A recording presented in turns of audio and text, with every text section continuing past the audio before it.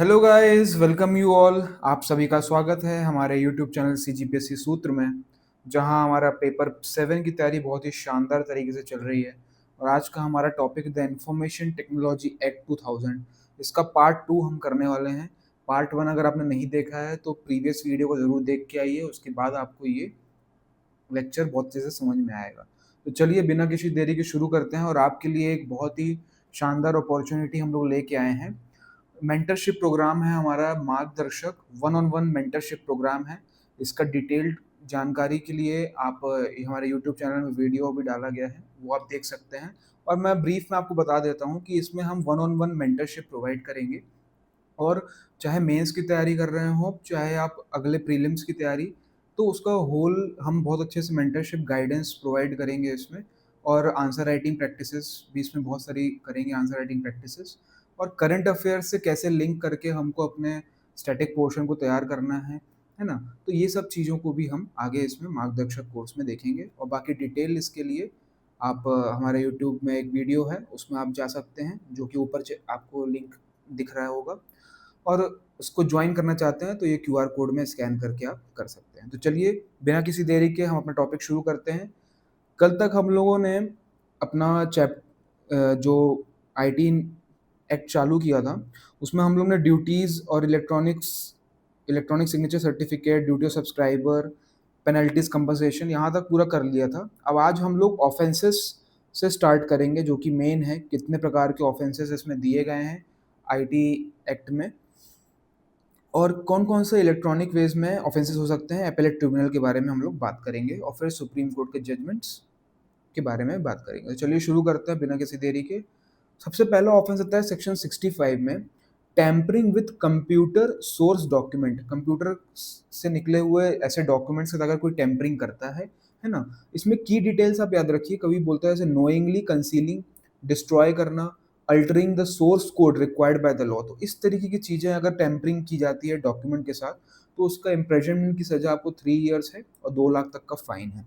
इसको हम कितने, आप इस ऑफेंसेस के लिए एक बढ़िया सा आप फ्लो चार्ट बना के चलते चाहिए अपने नोट्स में, तो बहुत अच्छे से आपको याद भी हो जाएगा साथ साथ। तो चलिए फ्लो चार्ट जैसे हमने पहले प्रीवियस वीडियो से बनाए हुए हैं, तो उस तरीके से फ्लो चार्ट आप बनाते चले जाइए।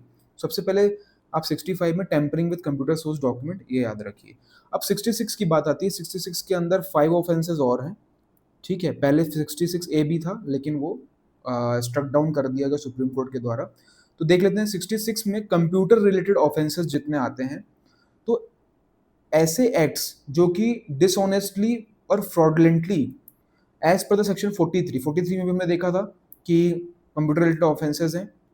तो डिसऑनेस्टली और फ्रॉडलेंटली पर्पज से ये एक्ट अगर ऐसे किए जाते हैं, जो कि डेटा थेफ्ट है, सिस्टम डिस्ट्रप्शंस हैं, है ना। तो इस तरीके के एक्ट अगर किए जाते हैं तो उसमें 3 साल की इम्प्रेजनमेंट और 5 लाख तक का फाइन दिया गया है, ठीक है। 66 ए पहले हुआ करता था, लेकिन अब उसको स्ट्रक डाउन कर दिया सुप्रीम कोर्ट में 2015 में, ठीक है। तो वो क्या कहता था कि सेंडिंग ऑफेंसिव मैसेज इलेक्ट्रॉनिकली अगर कोई ऑफेंसिव मैसेज भेजता है तो उसमें पनिशमेंट की सजा थी, लेकिन अब वो नहीं है, तो आपको ये याद नहीं रखना है। तो अब इसके अंदर 5 और कौन कौन से आते हैं। 66 बी में बोलते हैं सबसे पहले तो कंप्यूटर अगर चोरी कर लिया आपने, ठीक है ना। कंप्यूटर रिलेटेड सोर्सेज और डिवाइसेस, रिसोर्सेज और डिवाइसेस दोनों अगर आपने स्टोल किए हैं, है ना, चोरी किए हैं। पर्पस क्या होना चाहिए, डिसऑनेस्टली रिसीविंग और रिटेनिंग स्टोलन आईटी एसेट्स, तो उसका 3 साल तक की सजा और 1 साल फाइन। और आप देखिएगा यहाँ पे शुरू के 4 जो हैं उसमें 3 साल की सजा, 1 लाख फाइन, 3 साल सजा, 1 लाख फाइन, 2-3 में यही चीज़ है, ठीक है। तो जैसे जैसे आपके जो ऑफेंसेस की कैटेगरी है बढ़ती जाएगी तो फाइन बढ़ जाएगा। बाकी सब 3 ईयर्स तक की इम्प्रिजनमेंट है, ये याद हो गया आपको, ठीक है। तो 66 सी में क्या है, आइडेंटिटी थेफ्ट। आइडेंटिटी थेफ्ट मतलब ये है कि मान लीजिए किसी का डिजिटल सिग्नेचर आपने हैक कर लिया, चुरा लिया, ठीक है। किसी का इलेक्ट्रॉनिक सिग्नेचर आपने चुरा लिया, उसके क्रेडेंशियल्स चुरा लिया, आईडी पासवर्ड चुरा लिया, है ना। तो इस तरीके आइडेंटिटी थेफ्ट 66 सी में आता है। Cheating by personation. Cheating by personation मतलब आप किसी दूसरे व्यक्ति बन के किसी को, सामने वाले को ठग रहे हैं। आपने वाला बता दिया भाई कि मेरा नाम राम है, मैं मोहन का दोस्त हूँ, तो आपने राम बन के, आप बल्कि हैं कोई और, ठीक है। तो आपने वो बन के अगर किसी को चीट किया, पर्सोनेशन, है ना, तो उसमें भी 3 साल और 1 साल की फाइन है। फिर आता है वायलेशन ऑफ प्राइवेसी। ये अभी रिसेंट में ऐड हुआ है, आगे हम अमेंडमेंट में पढ़ेंगे। वायलेशन ऑफ प्राइवेसी, अगर आप प्राइवेसी का उल्लंघन करते हैं, किसी की प्राइवेट इमेजेस को उसके विदाउट कंसेंट के खींचते हैं, ट्रांसमिट करते हैं, है ना, मैसेज भेजते हैं, ये सब करते हैं, तो 3 ईयर्स की सज़ा है, लेकिन 2 लाख का फाइन है, इसमें 1 लाख रुपए फाइन इंक्रीज़ हो गया है।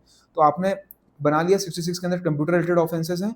बी में आ गया हमारा कंप्यूटर चोरी कर लिया आपने, आइडेंटिटी थेफ्ट, अगर किसी की आइडेंटिटी थेफ्ट कर ली, चीटिंग बाय पर्सोनेशन, व्यक्ति ही बदल के आपने चीटिंग किया, और वायलेशन ऑफ प्राइवेसी। फिर उसके बाद आता है सबसे बड़ा ऑफेंस यहाँ पे साइबर टेररिज्म का, ठीक है ना? अगर हैकिंग कर लिया, अटैक क्रिटिकल सिस्टम जो कि नेशनल इंटीग्रिटी और सिक्योरिटी को अगर थेफ्ट अगर नुकसान पहुंचाता है, तो लाइफ इम्प्रिजनमेंट तक की सजा है। तो ये 5 आपको पॉइंट याद रखने हैं, ये अच्छे पॉइंट्स हैं, ये ऑफेंसेस आ सकते हैं। तो चलिए अब आगे बढ़ते हैं हम। अब देखते हैं 67 जो सेक्शन में दिया हुआ है, obscene content in the electronic form. अगर इलेक्ट्रॉनिक फॉर्म में कोई ऑब्सीन सब कंटेंट पब्लिश किया जा रहा है, ट्रांसमिट किया जा रहा है, तो उसमें अगर आप पहली बार ऐसी गलती कर रहे हैं तो 3 साल और 5 लाख का फाइन। देखिए सजा बढ़ती जा रही है, 5 लाख का फाइन, अभी तक 2 का पढ़े थे हम। अब 67 के अंदर ही 3 चीजें और आती हैं, 67 ए, बी और सी, इसके साथ पढ़ना है हमको।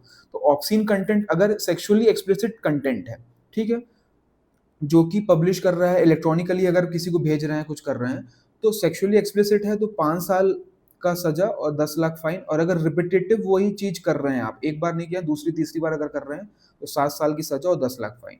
वही अगर चाइल्ड पोर्नोग्राफी की बात करें, तो उसमें चिल्ड्रंस का ऑब्सीन एक्ट्स और सेक्सुअल एक्ट्स को, है ना, इस तरीके के एक्चुअल्स को आप अगर आप ट्रांसमिट करते हैं या फॉरवर्ड करते हैं, ठीक है, और रिकॉर्डिंग करते हैं, तो वही 5 साल की सजा, 10 लाख फाइन, और रिपीटेटिव करते हैं तो 7 साल और 10 लाख फाइन। तो ये चीज आप याद रखिए, ठीक है।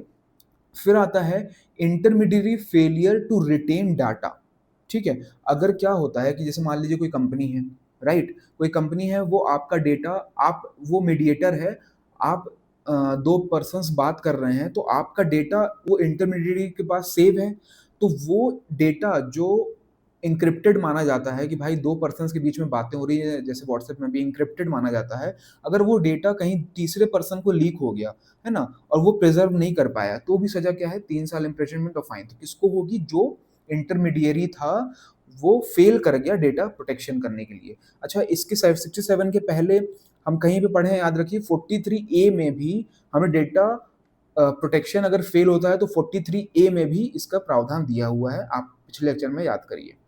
अब बात करते हैं 68 की। तो ये 67 कंप्लीट हो गया, ऑप्शन एक्ट्स के लिए था, ऑप्शन कंटेंट के लिए था। 68 में कंट्रोलर्स के डायरेक्शन को अगर फेल करते हैं हम, है ना, सर, कंट्रोलर जो सर्टिफाइंग अथॉरिटी है, उसके ऑर्डर को अगर डिसोबे करता है, तो 2 साल की सजा और 1 साल fine.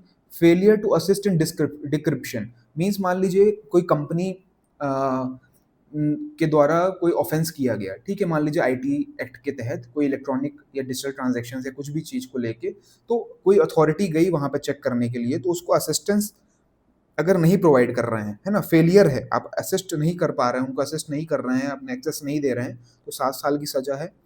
Failure to block public access, अब 69 के साथ ही पढ़ा जाएगा 69 ए और 69 बी। तो 69 ए में आप फ्लो चार्ट बनाते चलिए, बहुत अच्छे से आपको याद भी हो जाएगा। तो 69 ए में क्या होता है कि पब्लिक एक्सेस को ब्लॉक करने का अगर गवर्नमेंट ने ऑर्डर निकाला है, ठीक है, जैसे क्या होता है, कभी कभी आपने देखा होगा कि कश्मीर में ऑर्डर निकला कि भाई इंटरनेट सेवाएं बंद कर दी जाएं, या कोई पर्टिकुलर वेबसाइट को बैन कर दिया जाए, और अगर गवर्नमेंट ने ऑर्डर निकाल दिया और उस कंटेंट को अगर ब्लॉक नहीं किया गया, है ना, उस चीज को कंप्लाई नहीं किया गया, तो उस वेबसाइट होल्डर या उसके मालिक को 7 साल तक की इम्प्रिजनमेंट और फाइन कुछ देना पड़ेगा, ठीक है।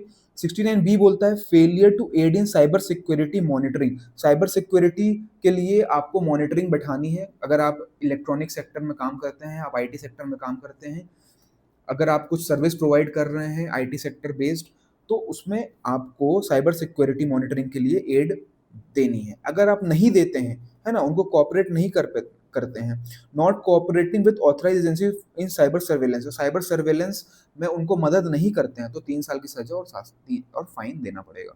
तो ये हो गया हमारा ऑप्शन। 67 हो गया ऑप्शन कंटेंट का। 68 हो गया कि कंट्रोलर्स के डायरेक्शंस को हम नहीं पालन कर रहे हैं।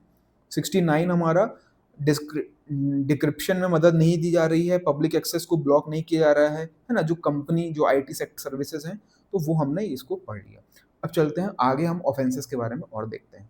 अब आती है बात 70, 70 में क्या बोल रहा है, accessing protected system, unauthorised access to system affecting critical infrastructure.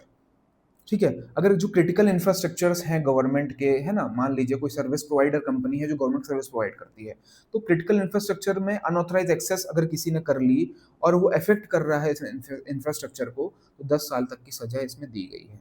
अब इसी के अंदर दो एजेंसीज बनाई गई हैं, ठीक है, इसी चीज को ध्यान में रखते हुए, क्योंकि गवर्नमेंट सिस्टम को प्रोटेक्ट करना है। ठीक है, कोई भी सर्विस प्रोवाइडर कंपनी को, हमने पढ़ा था कि सर्विस प्रोवाइडर कंपनी को 6A, याद करिए 6A के तहत हम सर्विस प्रोवाइडर रख सकते हैं, कोई भी गवर्नमेंट कंपनी इलेक्ट्रॉनिकली अपने डेटा को सिक्योर करने के लिए।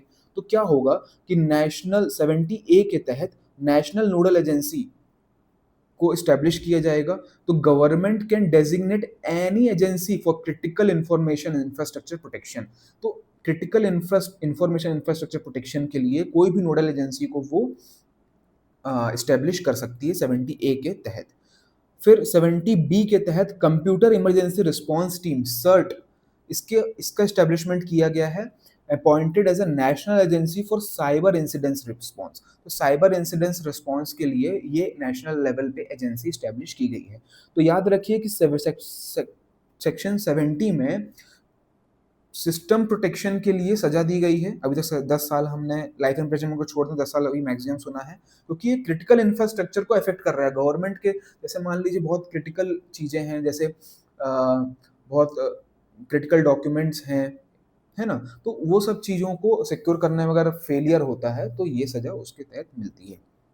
अगर न्यूक्लियर और डिफेंस सेक्टर में, ये सब चीज़ों में भी, क्योंकि सब जगह आईटीज इनिशिएटिव हर जगह हर डिपार्टमेंट में लिए गए हैं, और ज़रूरी नहीं है कि हर चीज़ इन हाउस गवर्नमेंट खुद करे। तो क्या करता है कि गवर्नमेंट सर्विस प्रोवाइडर को हायर कर लेते हैं, और वो थर्ड पार्टी जो है वो उस सिक्योरिटी सिस्टम के लिए काम करते हैं, डेटा प्रोटेक्शन, वो डेटा सेंटर्स बनाते हैं, तो उसको भी एक इंफ्रास्ट्रक्चर के रूप में देखा जाता है। फिर आती है बात 71 की, पेनल्टी फॉर मिस रिप्रेजेंटेशन। अगर फॉल्स इंफॉर्मेशन दे के कोई व्यक्ति लाइसेंस के लिए अप्लाई करता है, डीएससी लाइसेंस के लिए, है ना, ये सब चीज़ों के लिए अगर अप्लाई करता है, तो पाया जाता है कि तुमने भाई गलत इन्फॉर्मेशन दे के, फ्रॉड करके तुमने लाइसेंस लिया है, तो 2 साल तक की सजा और 1 लाख का फाइन। फिर 72 में breach of confidentiality and privacy. अगर अनऑथराइज डिस्क्लोजर किया जाता है इलेक्ट्रॉनिक रिकॉर्ड का विदाउट किसी के कंसेंट के, तो 2 साल की सजा, 1 लाख फाइन। तो ये जो सजाएं जो सेम है उसको आप साथ साथ में पढ़िए तो ईजी हो जाएगा आपको। फिर आता है 72A, इसी के अंदर कॉन्फिडेंशियलिटी और ब्रीच ऑफ प्राइवेसी का, अगर disclosure of info in breach of contract, अगर कोई कॉन्ट्रैक्ट है उसमें भी अगर आप ये चीज कर रहे हैं, आप तो पहले तो कॉन्ट्रैक्ट नहीं किया था तो कम सजा है, लेकिन आपने कॉन्ट्रैक्ट करने के बाद उसको ब्रीच कर रहे हैं आप, ठीक है ना, पर्सनल इन्फॉर्मेशन, तब आपको 1 साल सजा बढ़ जाएगी और 5 लाख तक का फाइन होगा। ठीक है, अब आती है बात, कुछ कुछ और भी छोटे छोटे सेक्शंस हैं, इसको हम जल्दी से देख लेते हैं। कुछ कुछ इसमें इंपॉर्टेंट है, जैसे कंपाउंडिंग ऑफेंसेस और बेलेबल ऑफेंसेस, इसको हम देखते हैं, पहले ये देख लें। Publishing false digital signature certificate, अगर कोई फॉल्स डिजिटल सर्टिफिकेट पब्लिश कर देता है तो उसको 1 लाख तक का फाइन है। Publication of fraudulent, publication for fraudulent purpose, अगर यूजिंग डीएससी टू डिसीव और कमिट फ्रॉड, डीएससी का यूज करके किसी को फ्रॉड कर दिया जाए तो उसके लिए 2 साल तक की सजा है। ऑफेंसेस आउटसाइड द इंडिया, ऐसे ऐसे एक्ट जो कि आउटसाइड इंडिया से इन्वॉल्व हैं उसको भी इस एक्ट के तहत रखा गया है, लेकिन कोई पीनल प्रोविजंस इसमें नहीं है क्योंकि जुरिस्डिक्शन बाहर का हो जाता है। कॉन्फिस्केशन, मतलब आप कोई भी ऑफेंस कमिट हुआ है, कोई कंप्यूटर के द्वारा या किसी आईपी एड्रेस को ट्रेस करके, मतलब आपको पता चलता है कोई इक्विपमेंट के द्वारा अगर हुआ है, तो उस इक्विपमेंट को भी हिरासत में लिया जा सकता है। सिविल पेनल्टी है इसमें, ठीक है, ये आईटी एक्ट में सिविल पेनल्टी दिया है, तो इसका मतलब ये नहीं है कि कोई क्रिमिनल एक्शन नहीं लिया जा सकता है। आईपीसी के तहत भी अगर कोई धारा इसके अंतर्गत, मतलब ऑफेंसेस इनके अंतर्गत आएंगे तो उसमें पेनल्टी दी जाएगी।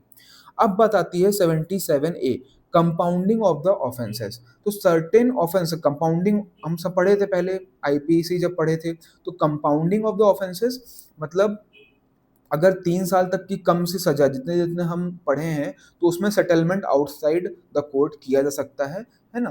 और ये बस एक्सेप्ट कब कब नहीं कर सकते हैं, कंपाउंडिंग मतलब सेटलमेंट आउटसाइड कब कब नहीं कर सकते हैं, जब कोई रिपीटेटिव टाइप ऑफेंस कर रहा है, बार बार वो उसकी आदत हो गई है ना, ऑफेंस करने की, तो और सेंसिटिव इश्यूज में नहीं कर सकते हैं।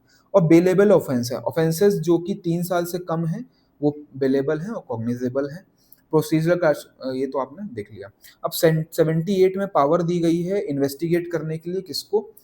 ऐसे पुलिस ऑफिसर को जो कि इंस्पेक्टर की रैंक से नीचे ना हो, या तो इंस्पेक्टर की रैंक का हो या उससे अबव हो, तो वो इसमें आपका इन्वेस्टिगेट कर सकता है। तो ये मेन प्रोविजंस थे हमारे ऑफेंसेस के। तो अब आशा करता हूँ कि आपको ये चीज़ें याद रहेंगी। एक दो बार इसको रिवाइज करिएगा, आपको पक्का से पूरा याद हो जाएगा। चलिए अब आगे बढ़ते हैं हम अगले चैप्टर में अपने, जिसमें लिखा है कि एपेलेट ट्रिब्यूनल एंड अपील्स। अब मान लीजिए आपने ऑफेंसेस हो गए, ठीक है, अब केस कहाँ चलेगा, अपील कहाँ की करना है, आपके साथ ऑफेंस हुआ, आपको कहाँ अपील करना है, ठीक है। तो सेक्शन 48 में एक अपीलेट ट्रिब्यूनल के बारे में बात की गई है, the telecom dispute settlement and appellate tribunal, TDSAT।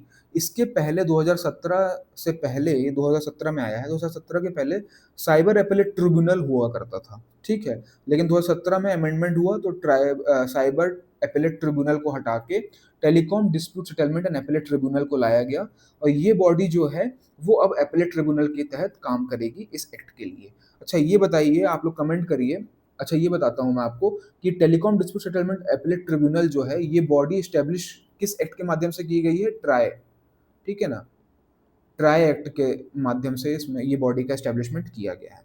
अब सेंट्रल गवर्नमेंट डिसाइड करेगा कि कौन से matters and the areas tribunal handle करेगा और कौन से वो नहीं करेगा। जैसे हमने पिछले लेक्चर में पढ़ा है कि 5 करोड़ से नीचे में सर्टिफाइंग अथॉरिटीज और कंट्रोलर कर सकते हैं, है ना, डायरेक्टर लेवल के ऊपर का अधिकारी होना चाहिए। लेकिन अगर 5 करोड़ से ऊपर का फ्रॉडलेंट या फ्रॉड केस होता है तो ट्रिब्यूनल में जाएगा, ठीक है।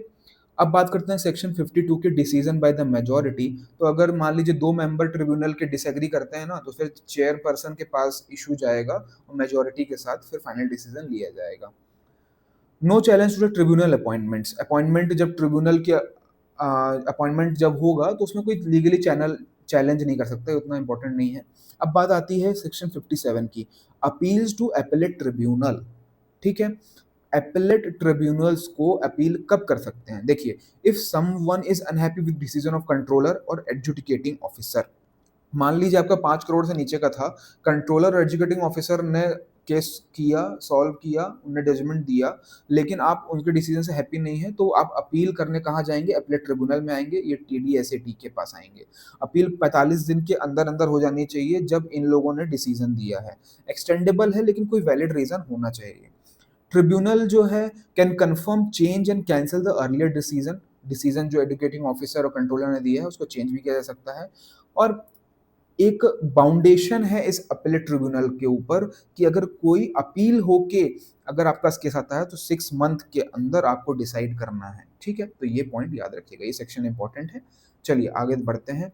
सेक्शन 58 में प्रोसीजर की बात की गई है कि क्या प्रोसीजर और क्या पावर ट्रिब्यूनल को दिए गए हैं। ट्रिब्यूनल कोई भी स्ट्रिक्ट कोर्ट प्रोसीजर से बाउंड नहीं है, उसको natural justice, principle of natural justice follow करना है, ठीक है। और पावर सिविल कोर्ट के जैसे होंगी, जैसे विटनेस को बुला सकते हैं, समन कर सकते हैं, डॉक्यूमेंट प्रोडक्शन प्रोड्यूस करने के लिए उनको बाइंडिंग कर सकते हैं, है ना, और डिसीजंस को रिव्यू कर सकते हैं। लीगल रिप्रेजेंटेशन की बात करें तो आप खुद जाके एज अ पर्सन आप रिप्रेजेंट कर सकते हैं, या लॉयर के थ्रू या ऑथराइज ऑफिसर के थ्रू भी आप रिप्रेजेंटेशन करवा सकते हैं। No civil court jurisdiction. Civil court can't interfere in the matter handled by the adjudicating officer or the tribunal. तो ट्रिब्यूनल या एजुकेटिंग ऑफिसर इस एक्ट के माध्यम से अगर यहाँ पे केस चल रहा है तो कोई भी आउटसाइड द सिविल कोर्ट बीच में आके अपना खुद से हैंडल मैटर नहीं करेगा। और आप एपेलेट ट्रिब्यूनल के डिसीजन से भी अगर खुश नहीं होते हैं तो आपके पास हाई कोर्ट जाने का भी ऑप्शन है, तो आप हाई कोर्ट जरूर जा सकते हैं। तो 60 days, with in the 16 days आपको, जैसे ही ये एपेलेट ट्रिब्यूनल डिसीजन सुनाता है 60 डेज के अंदर आपको हाई कोर्ट में अपील करनी है। एक्सटेंडेबल है अनदर 60 डेज के लिए, लेकिन वैलिड रीजन देना पड़ेगा। तो ये था हमारा पूरा एपेलेट ट्रिब्यूनल का, किस तरीके से आप अपील कर सकते हैं और क्या प्रोविजंस दिए गए हैं। चलिए, तो अब ये 2 एक्ट और हैं, जैसे 2 सेक्शन और हैं, कंपाउंडिंग ऑफ कंट्रावेंशंस। मतलब आप 3 साल से ऑफेंस अगर कम है, वही सेम चीज़ है, आप सेटल बाहर कर सकते हैं, ठीक है। प्रोसीडिंग्स, पेइंग फाइन या कुछ करके, हर माइनर ऑफेंसेस होते हैं, तो आप आउटसाइड द कोर्ट भी इसको सॉल्व कर सकते हैं। बात आती है recovery of penalty and compensation. अगर if someone doesn't pay penalty और compensation, it will be recovered like land and revenue dues. Okay, land and revenue dues dues के तरह उसको रिकवर किया जा सकता है। अगर कोई पेमेंट नहीं कर रहा है, कंपनसेशन नहीं दे रहा है, मान लीजिए कोई कंपनी है वो कॉम्पनसेशन नहीं दे रही है, तो उसके लैंड रेवेन्यू ड्यूज की जगह मतलब उसकी प्रॉपर्टी अटैच कर लेंगे, ठीक है, प्रॉपर्टी अटैच कर लेंगे, है ना, उसकी सेल कर देंगे, ऑक्शनिंग कर देंगे, है ना। तो इस तरीके से उस पैसा रिकवर करके उसको कमीशन दिया जाएगा। तो ये यहाँ तक के पावर्स दिए गए हैं इस एक्ट में। तो चलिए, ये हो गया हमारा अपील्स का पूरा। अब हम देख लेते हैं कि मेजर अमेंडमेंट्स आईटी एक्ट के विद द टाइम कौन कौन से अमेंडमेंट्स हुए हैं। तो सबसे पहले हम देख लेते हैं कि 2008 में जो अमेंडमेंट आया था आईटी एक्ट का सबसे बड़ा, तो उसमें 66A जो है वो सबसे पहले इंसर्ट किया गया था, ठीक है, जिसमें sending offensive message through communication service, जैसे मान लीजिए व्हाट्सएप के माध्यम से भी आपने किसी को गाली लिख के भेज दी या कुछ भी लिख के भेज दिया, तो उसको इस एक्ट के तहत सेक्शन 66A में लिखा गया था। लेकिन लेटर 2015 में Shreya Singhal versus union of India, जो आपका अभी आगे हम पढ़ेंगे, उस केस में स्ट्रक डाउन कर दिया गया क्योंकि उसका मिसयूज किया जा रहा था। लोग ऑफेंसिव मैसेज, ये क्या हो रहा था कि ये जो सेक्शन इंसर्ट किया गया था ये बहुत ज्यादा वेग हो जा रहा था। कोई भी ऑफेंसिव मैसेज का सब्जेक्टिव मतलब नहीं निकल पे आ पा रहा था, मतलब पूरा वेग टर्मिनोलॉजीज हो जा रही थी, इसलिए उसको स्ट्रक डाउन कर दिया। फिर 69 का इंसर्ट हुआ, गवर्नमेंट जो है power to intercept, monitor, decrypt digital information, हमने ये पढ़ लिया है। डेटा प्रोटेक्शन के लिए 72 को इंसर्ट किया गया, ठीक है। इंक्लूजन ऑफ डिवाइसेस, जैसे कि broader term communication devices including mobile phones, PDS, तो ये सब चीज़ों को भी आईटी एक्ट के अंदर लेके आए। डिजिटल सिग्नेचर्स के साथ साथ इलेक्ट्रॉनिक सिग्नेचर्स को भी मान्यता मिली, जैसे आधार इनेबल्ड, ओटीपी बेस्ड, ये सब चीज़ों को भी मान्यता मिली। एडजुडिकेटिंग ऑफिसर्स और एपिलेट ट्रिब्यूनल्स के लिए भी इसमें पॉइंट्स आए। तो अमेंडमेंट 2008 जो था वो बहुत अच्छा अमेंडमेंट था। साइबर कैफेज की गाइडलाइंस भी इसमें इंसर्ट की गई हैं। 66E और 66F, ये प्राइवेसी का उल्लंघन और साइबर टेररिज्म, ये दोनों पॉइंट जो हैं ये 2008 के अमेंडमेंट में आए हैं, तो ये आप जरूर याद रखिएगा। फिर जैसे कि बात किया हमने श्रेया सिंघल और यूनियन ऑफ इंडिया के बीच जो केस हुआ था, उसमें 66A को स्ट्रक डाउन कर दिया गया सुप्रीम कोर्ट के द्वारा। इसको अनकॉन्स्टिट्यूशनल बोला गया क्योंकि वायलेट करता है freedom of speech and expression, article 19(1)A of the constitution, ठीक है। फिर फाइनेंस एक्ट 2017 आया, तो इसमें हमने पढ़ लिया अभी आपको कि साइबर एपेलेट ट्रिब्यूनल को डिसॉल्व करके फंक्शंस दे दिए गए, किसको, telecom dispute settlement and appellate tribunal, TDSAT को दे दिए गए, ठीक है। तो और बहुत सारे मल्टीपल सेक्शंस थे जो हमने एपेलेट में देखे, बीच बीच में बहुत सारे उसको ओमिट कर दिया है, ठीक है, तो वो अपने ज़्यादा काम का नहीं बचा अब। फिर कुछ कुछ रीसेंट रूल्स आईटी एक्ट के तहत बनाए गए हैं। रूल्स को हमको डिटेल में नहीं देखना है बिल्कुल, क्योंकि एग्जाम में पूछता भी नहीं है, हमारे एग्जाम में एक्ट आता है। तो ऐसे कुछ रूल्स बनाए गए हैं रूल्स 2021 के माध्यम से। डिजिटल मीडिया एथिकल कोड्स वगैरह बनाए गए है ना, जैसे कि फेसबुक, व्हाट्सएप, ट्विटर, यूट्यूब को, इनको कौन कौन से रूल्स फॉलो करने हैं। तो की प्रोविजंस में क्या रहता है कि ड्यू डिलिजेंस फॉलो किया जाए, इंटरमीडिएट्स का डेटा लीक ना हो, है ना, ग्रीवांस रिड्यूसल मैकेनिज्म्स एस्टेब्लिश करना है हर आईटी एक्ट में जो कंपनीज आती हैं उनको। Traceability of originator of message, जैसे व्हाट्सएप के साथ जो मैसेज ओरिजिनेट हो रहा है, आज बहुत बड़ा इशू है, केस भी चल रहा है, ऑनगोइंग केसेस हैं, अभी सुप्रीम कोर्ट में चल रहे हैं, ठीक है। तो ये चीज़ों को रेगुलेट करने के लिए रूल्स 2021 में लाए गए थे। चलिए, अब हम देख लेते हैं कुछ सुप्रीम कोर्ट के major judgments. Shreya Singhal versus union of India 2015, ये हमने देख लिया है, ये आप पढ़ लीजिएगा। K S Puttaswamy versus union of India, तो इसमें right to privacy was declared as fundamental right. 2017 में राइट टू प्राइवेसी को फंडामेंटल राइट दिया गया। तो 43A और 72 ये सेक्शंस को स्ट्रेंथनिंग मिलता है इस जजमेंट के बाद, और आपको ये चीज़ देखने को मिलेगी। फिर इम्पैक्ट क्या आया कि let the foundation for future data protection law in India, future में डेटा प्रोटेक्शन के लिए लॉज लाए जाएं इंडिया में। तो ये जो केसेस के जजमेंट आते हैं, इससे एक्ट को और पावर मिल जाती है, ठीक है। तो आप ये सब अपने आंसर्स में कोट कर सकते हैं, अगर प्राइवेसी ऑफ डेटा और ऐसे वगैरह में भी आप कोट कर सकते हैं। अगर privacy of data protection, cyber terrorism, ये सब चीज़ों से अगर रिलेटेड आते हैं, तो आप ये सब सेक्शंस बीच बीच में कोट करेंगे तो आपका एक अलग इफेक्ट आएगा। चलिए, फिर उसके बाद आता है Anuradha Bhasin versus union of India. तो इसमें क्या था, जजमेंट का समरी देख लेते हैं। एक तो 69A हमने पढ़ा कि power to block public access. जैसे क्या होता है कि कश्मीर वगैरह, जम्मू कश्मीर में क्या हो रहा था कि फ्रीक्वेंटली इंटरनेट शट डाउन कर देते रहे, तो वहाँ पे जनरल पब्लिक बहुत ज़्यादा परेशान होने लगी, स्टूडेंट्स की पढ़ाई ऑब्स्ट्रक्ट होने लगी।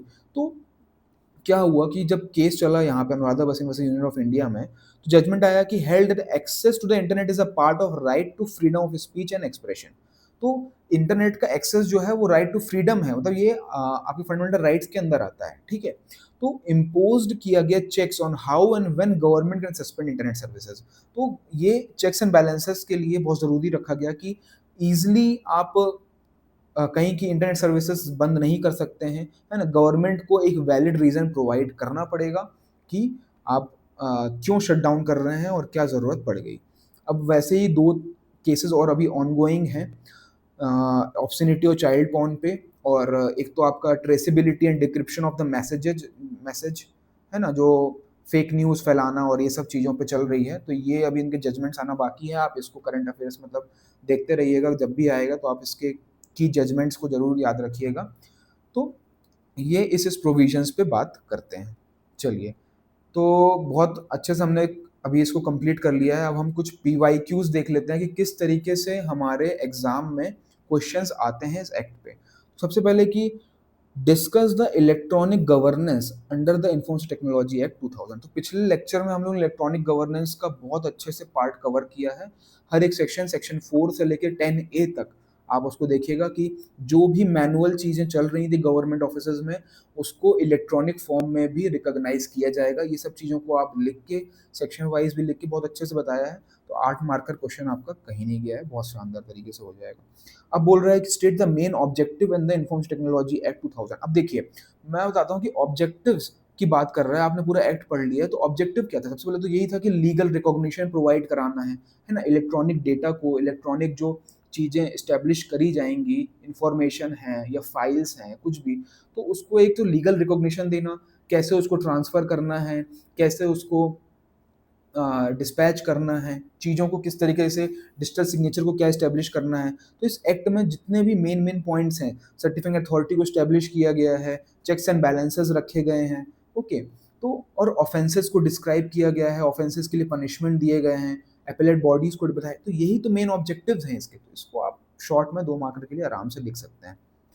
अब बात आती है whether the element of dishonesty and fraudulent is necessary to constitute computer related offences. अब याद रखिए, अपन ने पढ़ा है कंप्यूटर रिलेटेड ऑफेंसेस में डिसऑनेस्टी और फ्रॉडलेंट जरूरी है। उसमें लिखा हुआ है कि अगर इस पर्पज से अगर कोई करता है तभी वो ऑफेंस ऐसा माना जाएगा। तो 2 मार्क का क्वेश्चन ये आपका बहुत अच्छे से अटेम्प्ट हो गया। तो इस तरीके से अगर आप चीज़ों को पढ़ेंगे इन डेप्थ जाके, मतलब उसका बेसिक स्ट्रक्चर समझिए, कोई भी एक्ट का, कोई भी बेयर एक्ट आप उठाते हैं, आप एक पैटर्न उसका देख लीजिए इंडेक्स के थ्रू, तो आपको बहुत सारी चीज़ें अच्छे से समझ में आ जाएँगी। तो चलिए, आशा करता हूँ कि आप लोगों को बहुत अच्छा लगा होगा ये लेक्चर और पढ़ाई अच्छी चल रही होगी आपकी, ठीक है? तो अगर लेक्चर अच्छा लगता है तो आप लाइक करिए ज़रूर, ज़्यादा से ज़्यादा लोगों को शेयर करिए और चैनल को सब्सक्राइब ज़रूर करिए, जिससे क्या होगा कि हम लोगों का थोड़ा रीच भी बढ़ेगा और ये मोटिवेशन हम लोगों को मिलता रहेगा कि आगे हम लोग वीडियोज़ बनाते रहें। तो कोई भी डाउट है तो कमेंट ज़रूर करिए, पूछिए। तो आज के लिए इतना काफ़ी है। Thank you, tata, bye bye.